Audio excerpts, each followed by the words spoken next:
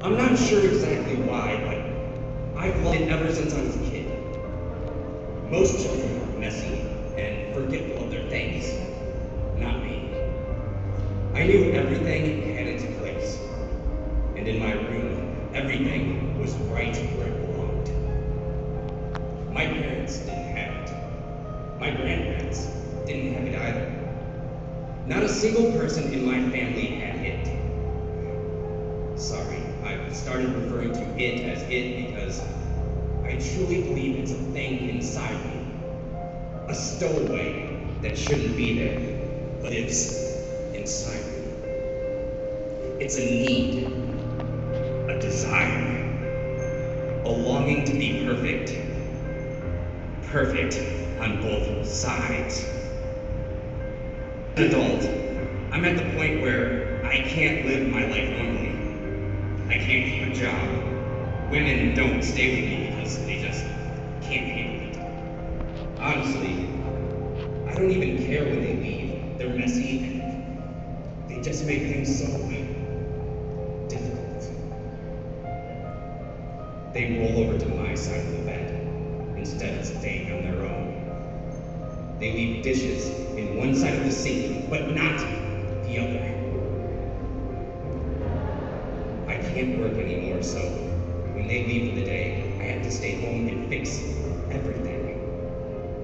It's a relief when they leave for good, though. That feeling never lasts. Eventually, it comes back and finds something else that needs fixing.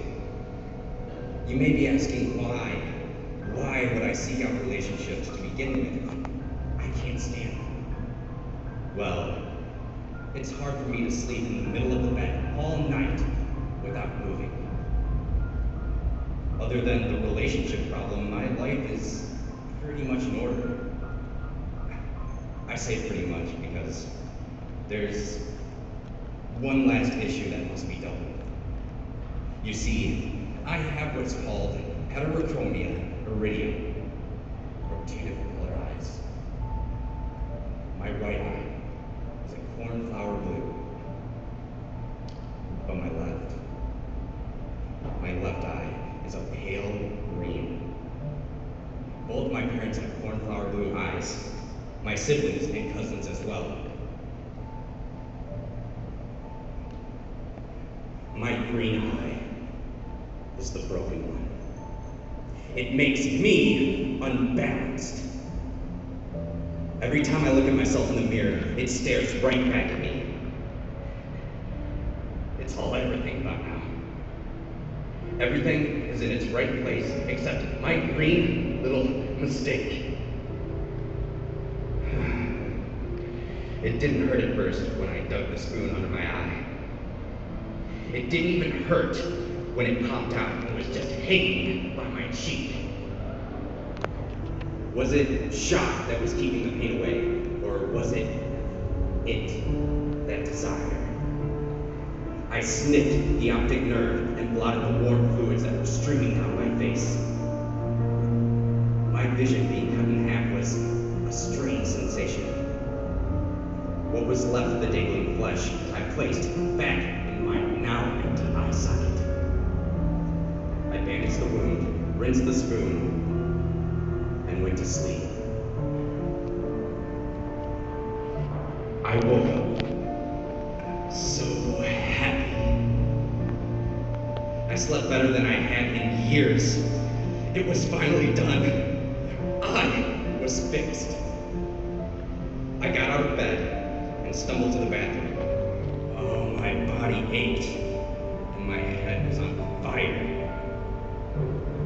I flipped the switch in the bathroom, and the light was blinding. I slowly removed the bandage that was soaked with blood and was sticking to my face like tape. When I looked up to the mirror, my stomach churned. Only then had I realized what I had done to myself, and I couldn't believe it. How could I be so stupid? There was a hole in the left side of my face, but not the right. I was unbalanced again. It It was much harder digging out the second eye. My hands were shaking. I dug this wound in. I missed several times, puncturing my pupil 3 times before I got it in the right place. Once the eye popped out, I reached for my scissors to finish the job. The blood from the previous night had dried on the blade, so the scissors, they didn't cut very well.